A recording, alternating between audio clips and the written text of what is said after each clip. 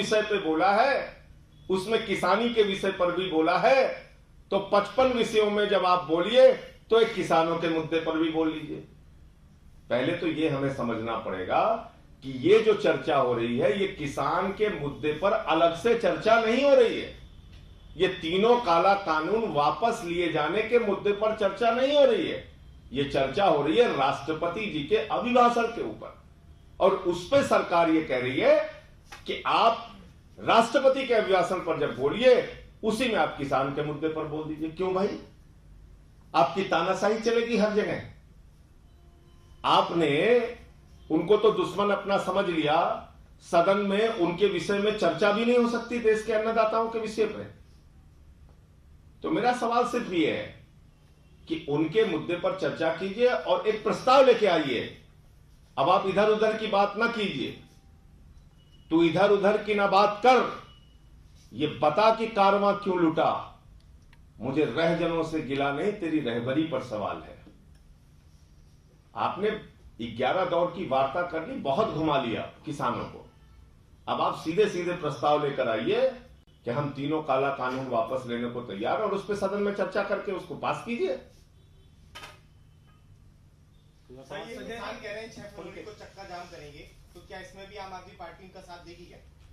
देखिए, ऐसा है कि आम आदमी पार्टी किसान के हर आंदोलन में उनके साथ खड़ी है।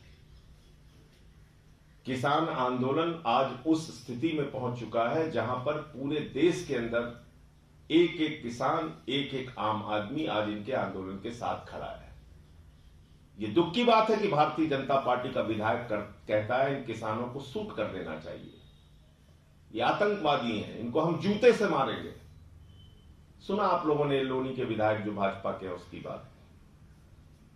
लेकिन जहां तक आम आदमी पार्टी का प्रश्न है, हमारे नेता अरविंद केजरीवाल जी और हमारी पूरी पार्टी पहले दिन से किसान आंदोलन के साथ खड़ी थी, है और रहेगी। पहले आपने घोषणा कर दी थी, इस बार भी आप घोषणा कर रहे हैं कि ये चक्का जाम होगा या फिर ये जो प्रदर्शन होगा इसमें शामिल होगी आप? उसके बारे में औपचारिक घोषणा पार्टी आपस में बातचीत करके तब करेगी। इससे दूसरा सवाल ये है कि अंतर्राष्ट्रीय स्तर पर सोशल मीडिया पे काफी चर्चा चल रही है किसान आंदोलन को लेकर, और जो फिल्मी सितारे हैं भारत के, वो इसे लेकर आप ट्वीट कर रहे हैं कि इंडिया अगेंस्ट प्रोपोगेंडा। इसे किस तरह से आप देखते हैं? देखिए, ऐसा है, जो फिल्मी सितारों का आप जिक्र कर रहे हैं वो भाजपाई सितारे हैं, वो फिल्मी सितारे नहीं है।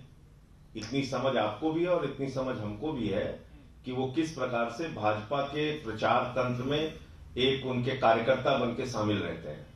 जहां तक अंतर्राष्ट्रीय समर्थन का प्रश्न है, हम अपने आंतरिक सुरक्षा के मामले में, हम दो देशों के मुद्दे पर कभी भी कोई अंतर्राष्ट्रीय हस्तक्षेप नहीं चाहते। लेकिन अगर कोई जन आंदोलन होता है तो पूरी दुनिया उसके समर्थन में खड़ी होती है। वो चाहे रूस का आंदोलन हो, वो चाहे जर्मनी का आंदोलन हो, वो चाहे अमेरिका का आंदोलन हो। अमेरिका में ब्लैक्स ने जब आंदोलन शुरू किया वहां पे, तो उसके समर्थन में भारत के लोग भी खड़े हुए। तो अगर एक मानवीयता का कत्ल किया जा रहा है कहीं पे, उसके पक्ष में जो भी जागरूक नागरिक है पूरी दुनिया में वो बोलेंगे।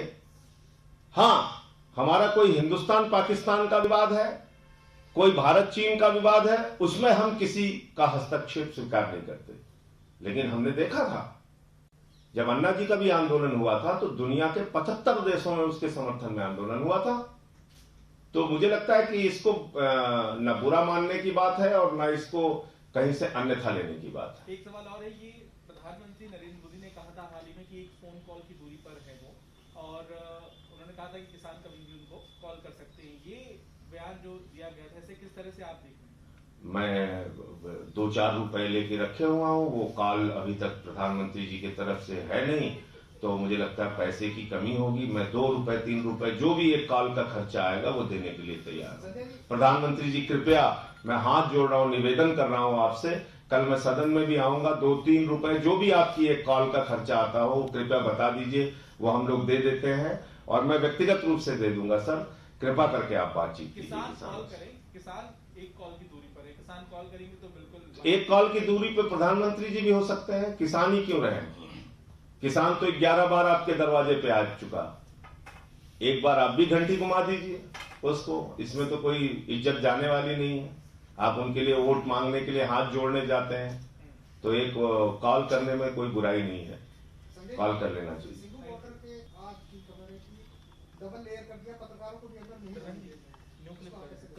मैंने आपसे कहा तो ऐसी परिस्थितियां उसी समय पैदा होती हैं जिस प्रकार के कटीले तार लगाए जा रहे हैं, 12-12 इंच के वहां पे कीले गाड़ी जा रही हैं। ये ऐसी परिस्थितियां उसी वक्त पैदा होती हैं जब देश का शासक अपनी जनता को अपना शत्रु और दुश्मन मानने लगता है।